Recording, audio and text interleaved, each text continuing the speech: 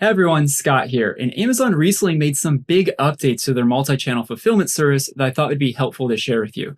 Multi-channel fulfillment, also known as MCF, is Amazon's service to fulfill orders that take place outside of Amazon using FBA inventory. That can be on places like Shopify, eBay, Etsy. So if you're currently doing that or thinking about it, this video will definitely be of interest to you. I did a video on multi-channel fulfillment a while back ago that went over how to set up to fulfill your Shopify orders using your FBA inventory.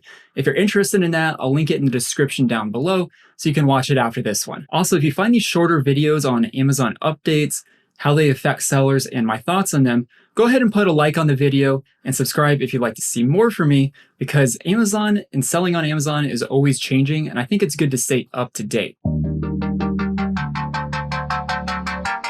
So let's get into the first change here, and that is that Amazon is raising their shipping fees a little bit. At the time of filming this, they're raising it by 3%, but they could always change it later. So it's good to go back and check the fees every once in a while so you know what your up-to-date costs are. So let's quickly go over what the new fulfillment fees are going to be so you know what to expect. So here we are for the 2021 multi-channel fulfillment fees for the US. You can see here that it's going to take place on June 1st. If we scroll down here, we can see that we have the standard 3 to 5 business day shipping. This is the one that I recommend using unless for some reason your customers or your type of product has a need for fast prime speed shipping. You can look into those options, but I always just use standard shipping.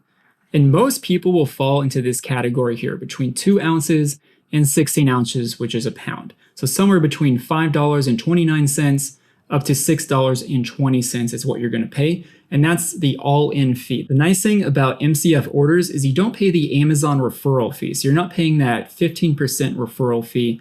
This is the entire cost you're going to pay, includes pick and pack and the shipping. And they also have here a discount for multiple orders. So if you have a 2-unit order, your cost, let's say for this, drops from $5.95 down to $4.20. Now that is per unit. So it's not going to be $4.20 total, but total together. So if you do 2 units, that will be $8.40 total. The next update that Amazon announced is that they're going to be adding the option to block orders from being shipped by Amazon Logistics for a 5% surcharge. Amazon Logistics is Amazon's shipping service. Sometimes they'll ship it by a service like UPS, and sometimes they'll use their own shipping service. I'm sure you've seen those Amazon delivery trucks around. This is a major update since sales channels like eBay and Walmart prohibit the use of Amazon Logistics. Amazon is trying really hard to keep all of your inventory at their warehouses and don't want you sending it to fulfillment centers owned by competitors like Walmart and Shopify. Once they add this feature, you'll be able to add it inside of your FBA settings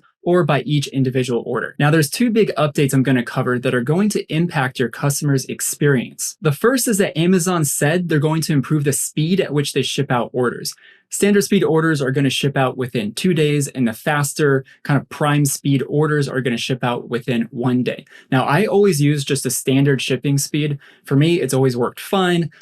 It's still pretty fast, and I've never had any complaints from anyone about shipping time. Now, this update might not seem like much, but it really was a problem. There were some orders I had come into my Shopify store that would get fulfilled fast, and then other orders that would be delayed, maybe by 5 days before they even shipped from the Amazon warehouse. And it seemed to be at random which orders shipped out fast and which orders shipped out slow. Some orders that came in sooner would be delayed, and then orders that came in after that would ship out fast. So standardizing this to just 2 business days is very helpful and will give a more positive experience to your customers. Next is that they've been making it easier to track orders that are shipped by Amazon Logistics.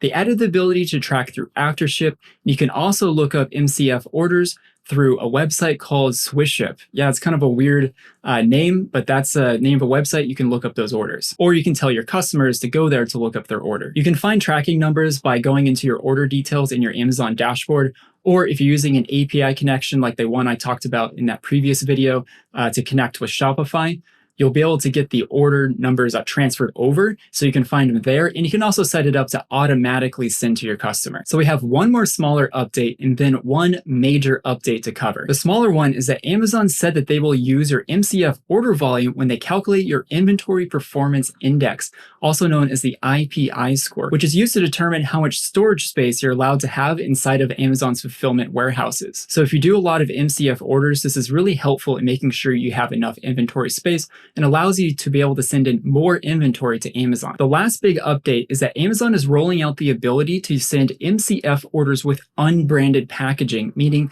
no Amazon logos. It's still in beta and you can sign up to be on the wait list. Some sellers were automatically enrolled. I was actually one of those sellers. I was automatically enrolled, I think, back in kind of late 2020. So I have this option to use unbranded packaging. If you're using MCF orders previously, I would go ahead and check if you have the ability to use it right now. But if you don't, you can sign up for the wait list. Now, if you don't have this available to you yet, I wouldn't worry about it, especially if you're fulfilling from your own Shopify store or a platform that doesn't care about what type of packaging your product comes in. I've sent literally thousands of orders from my Shopify store that had the Amazon branding on it before this option was available.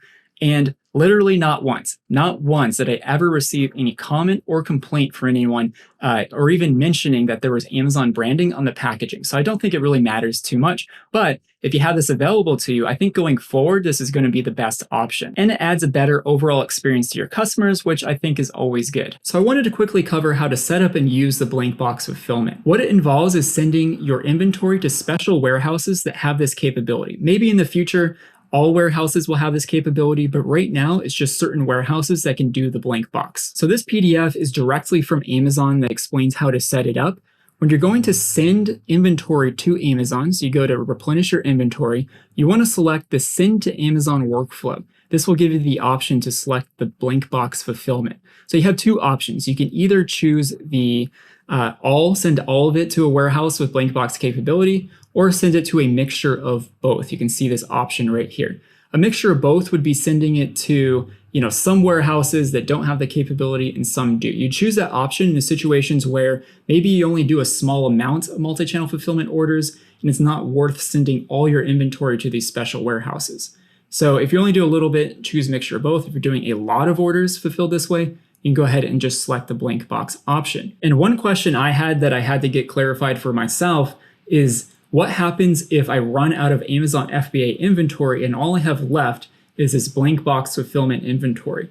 And the answer to that question is that your blank box inventory that's in those warehouses can still be used to fulfill Amazon FBA orders if needed. And if you have any other additional questions on multi-channel fulfillment, Amazon has a great page. You can find it by going into your Amazon account and finding this page, or the URL for it is sellercentral.amazon.com/MCF is how you find this URL. But it gives you the benefits of it, how it works, the fees, frequently asked questions, and you can find pretty much any question you have on it on how to set up and use the multi-channel fulfillment. And that wraps up the updates for now. If you're interested in the video I mentioned previously about how to set up multi-channel fulfillment orders for your Shopify store, I have that video linked in the description down below, or check out some of my other videos. Have a great rest of your day, and I hope I'll see you in the next one.